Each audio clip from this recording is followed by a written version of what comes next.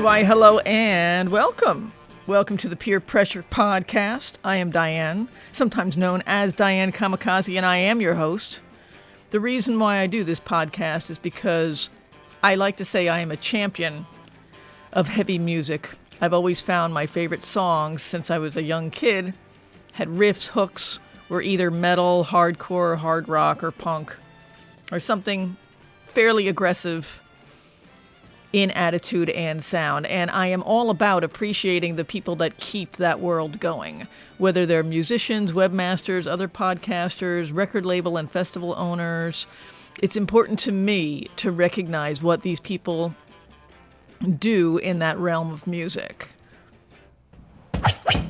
So, I am here to bring them to you in a different context, more than a Wikipedia entry or a press release, a little more personal and a lot more fun. I'm a rocker for life, and I hope these episodes do make a difference. Send me feedback at diane@wfmu.org, and my Facebook page is Diane Kamikaze Farris, rocker for life. Like my page there, and I will keep everybody updated on podcast episodes in that space. Thanks so much for listening, and stay tuned.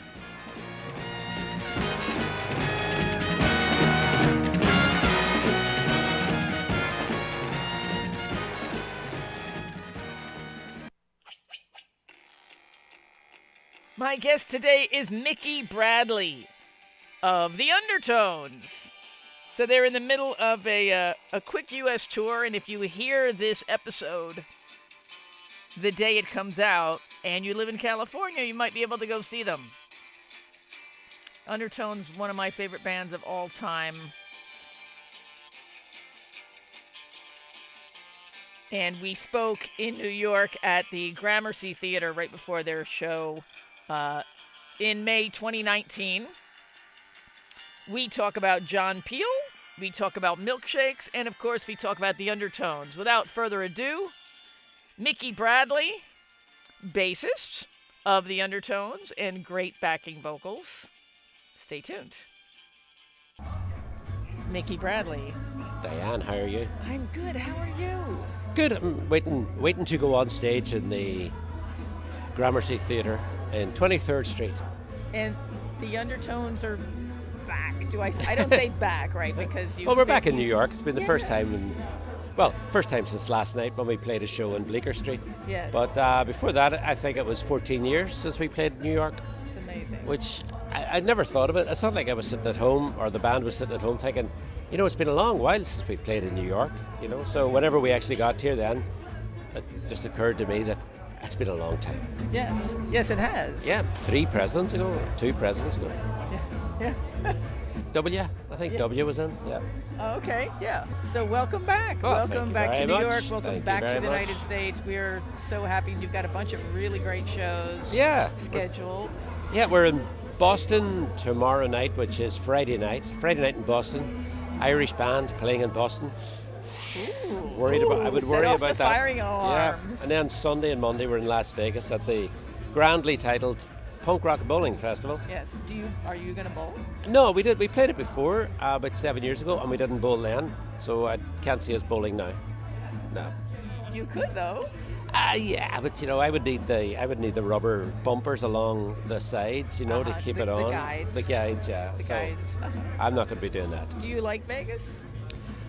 I like the old part. Is it Glitter Gulch? Is that what you call the old part of it? I like that. Yeah. We were there before. Yeah. And I don't know what I'm going to do though, because I'm not going to play the machines. So we have a day when we're not doing anything. So I might just spend it in quiet contemplation. That's always a good thing. Yeah. And then you play San Diego and LA, is that right? California. Yeah. To me, it's just California. San Diego. Yeah. A place called the Casbah, I think, in San Diego. Mm-hmm. And then Echoplex is a word which springs to mind. I think that's in Los Angeles. That's in LA. Yeah, I know the place. Yeah, so I don't know what that's like. Yeah. And then we're playing somewhere in San Francisco. Oh, great. It's great, yeah. Cool. All good. Wonderful. So, I don't even know how to ask this because you... No, we never see Fergal anymore. I wasn't even going to ask you about him. So I don't know if this is a downer or not, but Was Teenage Kicks played at John Peel's funeral? It was. It was the last song played at his funeral, which is a bizarre statement to make. I was just going to But you know what I mean? Yeah, it's like it headlined at John Peel's funeral. No, the as John's coffin was being brought down, they played Teenage Kicks, which is quite moving and so on. It was a great playlist they had. I'm nearly sure Howling Wolf was on it as well, So it was. And the first line of it is inscribed on his tombstone. Oh, there was a discussion teenage about that. dreams so hard to beat. He always said that he wanted it, and obviously the family carried out that wish, took it seriously. Yeah. Which is quite moving as well, from our point of view. Yeah, I mean, what is that? He's, as far as I'm concerned, and in terms of like the underground music world, he's the most important person radio has ever had. Yeah, I think you're right, maybe Alan Freed as well, but certainly in terms of England, and people forget the number of bands that got first radio play through John Peel. And, it's not even the usual ones like, all the punk bands or Mark Bolan, like there was unusual ones as well. I think he was the first one to play in England anyway. He constantly played Laurel and Hardy singing The Blue Ridge Mountains of Virginia on his radio show, and eventually it got wider airplay and it became a hit in the 1970s. There was that, and there was other ones as well. He played a lot of folk, he played a lot of reggae, obviously. The one I remember is he used to always play Althea and Donna, Uptown Top Ranking, in 1977, 78. I remember hearing that on his show all the time, and then suddenly it started to become a daytime radio song, and then it got to number one, So like the people always talk about John Peel in terms of punk and indie music, but it's wider than that even. It really is. Yeah, for sure. Yeah, and a huge impact on everybody. Now, I don't know how the BBC thing works. Were you available to that in Ireland? Oh yeah, we listened. Yeah. Oh, okay. Well, Northern Ireland, where we live, part of the UK, so and even in the Republic as well, a lot of people would have listened to John Peel. Okay. So yeah, it was part of our, the BBC TV, important to us. There are so many TV programs we always watch, Top of the Pops. Oh yeah. And so on, yeah. So what was it like though when because from what I understand, you just sent him a tape. The Undertones sent him a tape, and he was just like, I'm going to play this, and it actually started, and record. Strangely, it started because John used to play Stiff Little Fingers. They made a record about February 78. Suspect Device came out round about then, and he played it, and I think he played some other punk records from Belfast, which is like completely different from where we were. We were 75 miles away.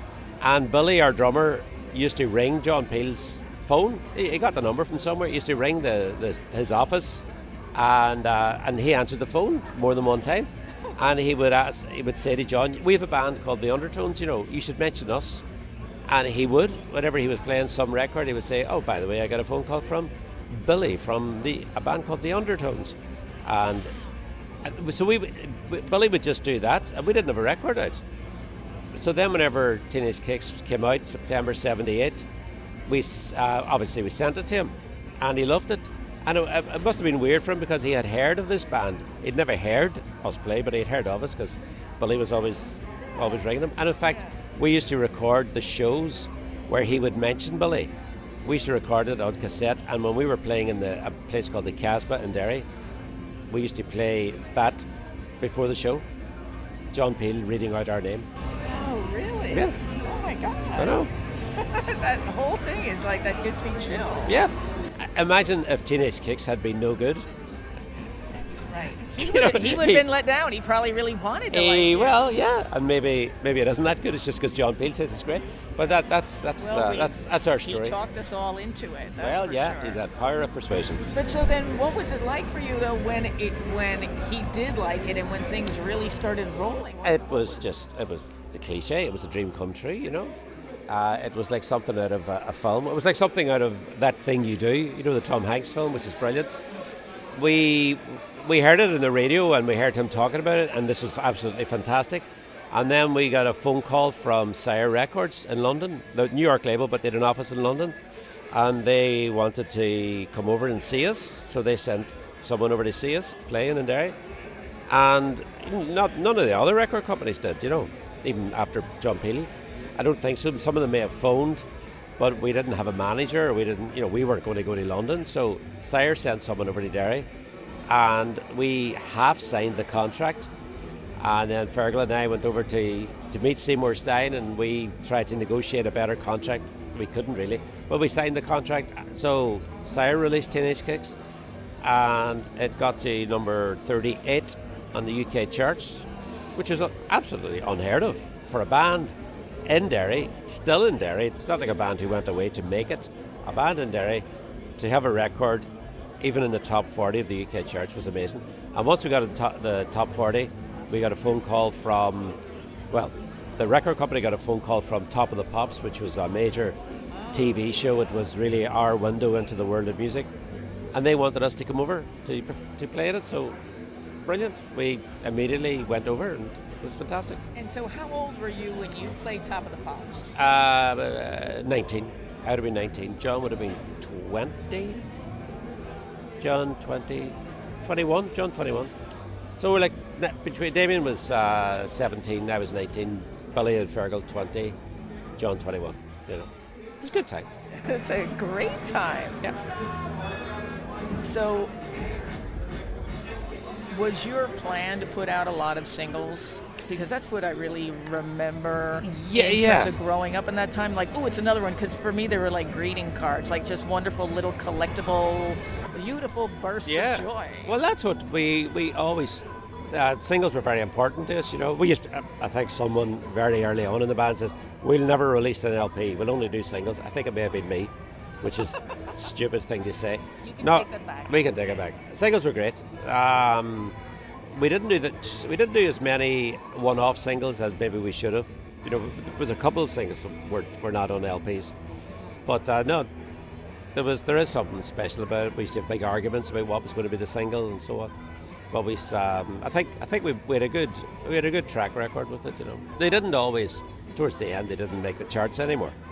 But happy enough with what we made. Well, but I think the chart thing is related to the fact that you were leaders and pioneers in a way, and then a whole bunch of new wave and pop punk really opened up, and that's what the charts were full of. But you were one of the very first bands. I don't know. We were actually in the second wave, maybe because our first record came out in '78, by which stage, Blondie were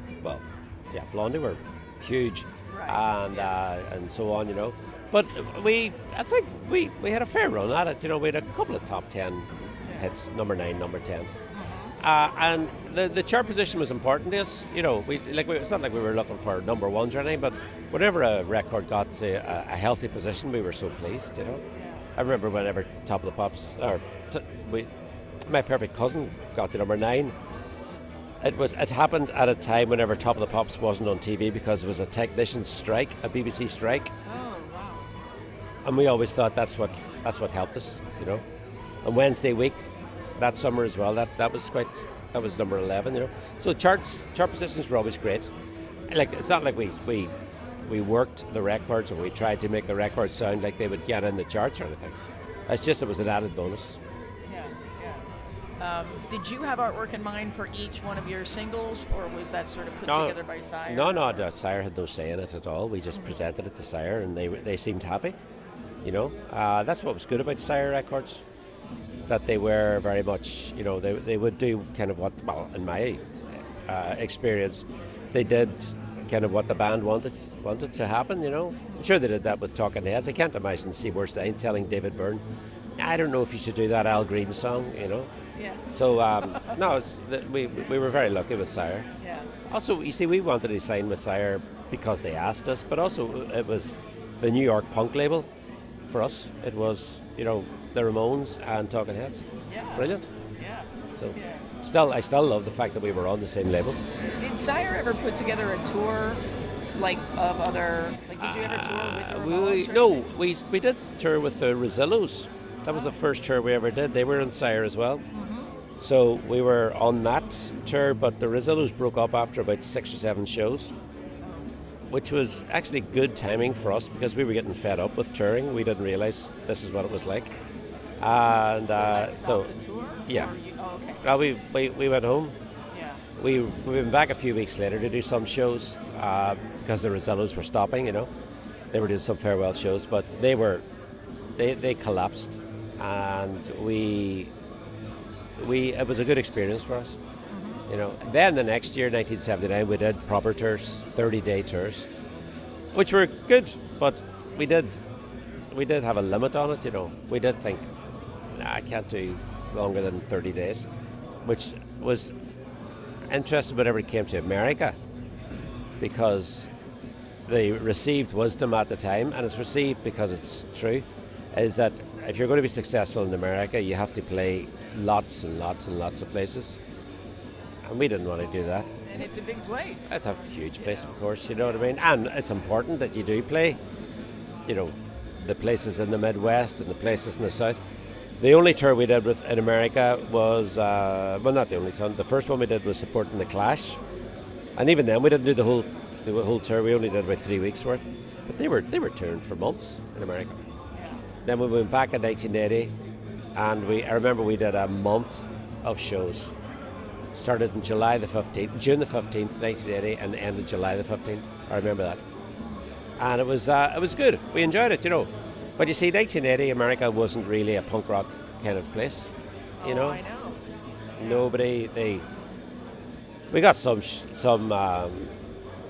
we got some audiences in New York and on the West Coast.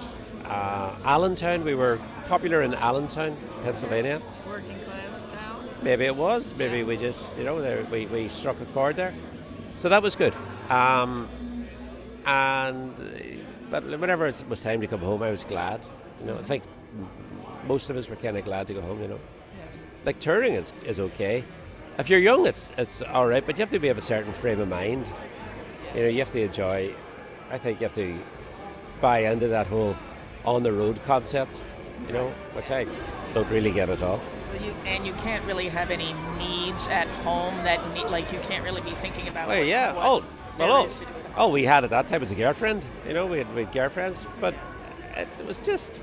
I think there's a certain artificiality about being on a tour, and and sometimes it all becomes about what the band wants, which is really unhealthy when you think about it. It's like, we want this backstage, or we want that, and we don't want to do this. It's like, I find it I just find it off-putting.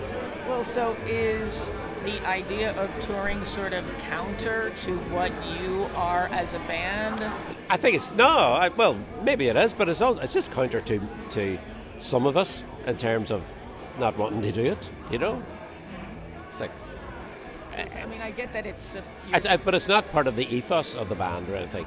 Right. At that time, it not so much the ethos, but it was just what people wanted. Now, not everyone wanted to not tour, if you know what I mean. Like Damien liked touring, and I think Fergal liked it as well. But myself and Billy and John, we get fed up with it, Right.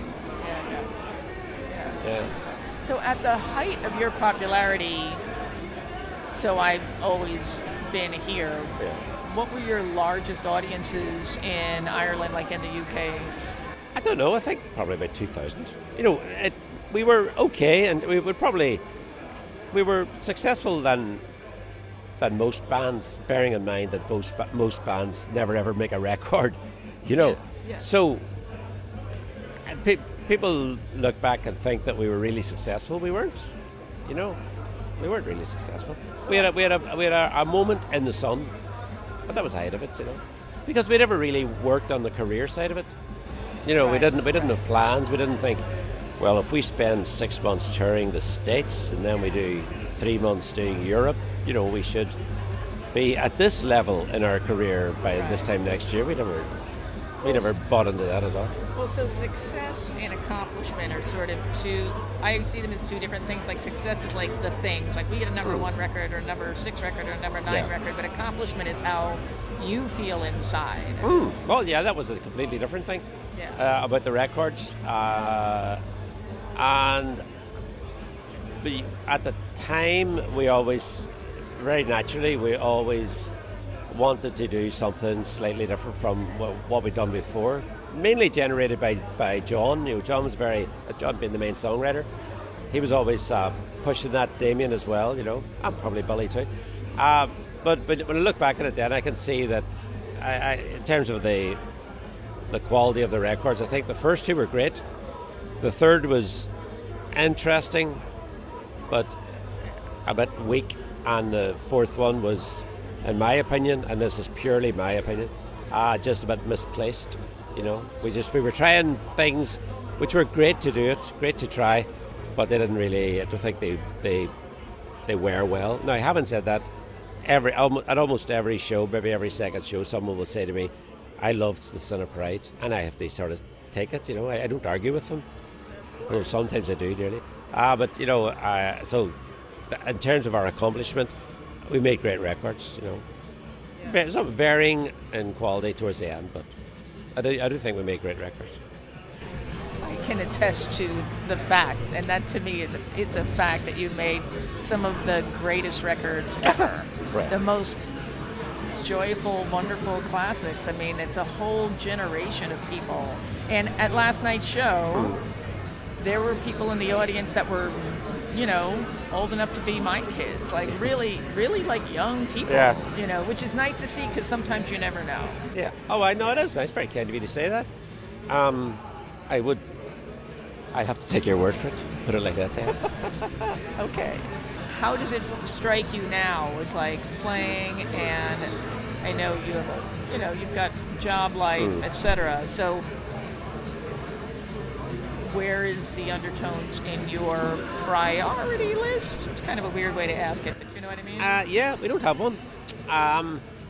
The way it works, our manager, Barry, he gets offers, and he filters the offers, and he sends the offers to us through email, and we say yes or no. Sometimes we have to, it's not completely ad hoc. He has to plan things so that it works. So that you don't lose money. We can't. It's not like we can go to New York and do one show and then go home. Right, of course. But it really is. It's on that kind of basis. What are we doing next year?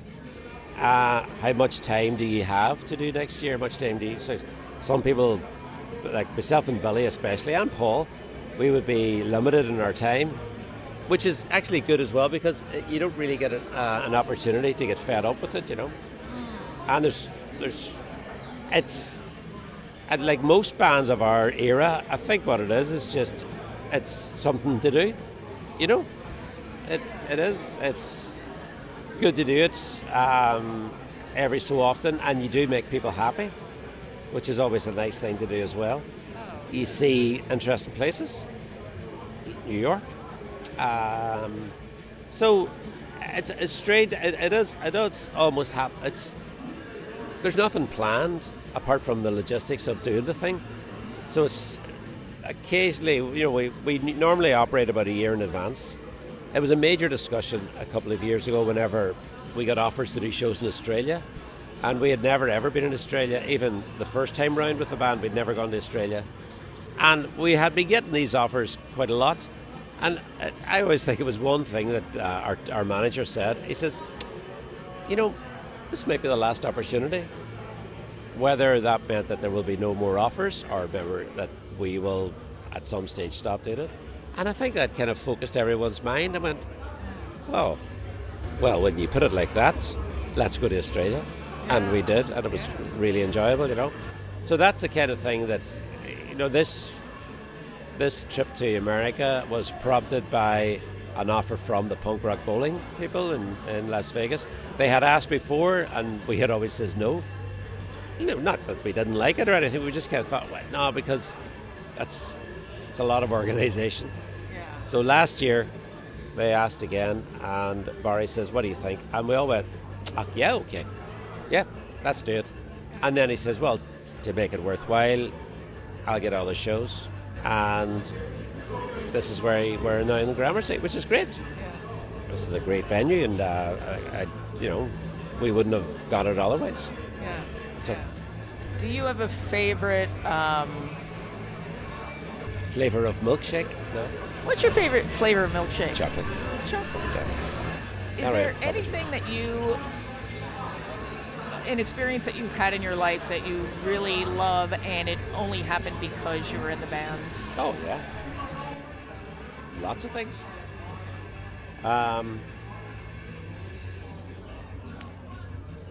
Making a great record, making the first LP. Obviously, that would have only happened. Being on Top of the Pops. Other things, other non-musical things, not really. No. I'm racking my brain. No, there's nothing. I see that. Yeah. He has a furrowed brow. He is racking his brain. I've done things since. Was being in the Undertones, did that get me a job in the radio? Maybe it did. I don't know. No, it didn't. It didn't. Because I did an interview for the job. Like, as in a job interview. And I got it, so.